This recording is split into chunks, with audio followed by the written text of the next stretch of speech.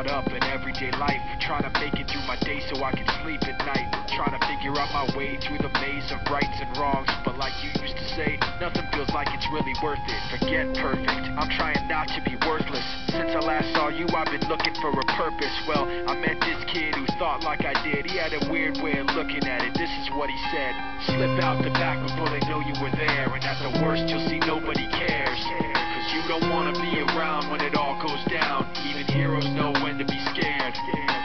Slip out the back before they know you were there, and at the worst you'll see nobody cares. Cause you don't wanna be around when it all goes down. Even heroes know when to be scared. Now, I don't remember where I met him or remember his name, but he walked funny like he was just too big for his frame. Just over 5 foot, but he weighed $150. And what he said seemed so right, it stuck with me. Listen, it's like poker, you can play your best, but you gotta know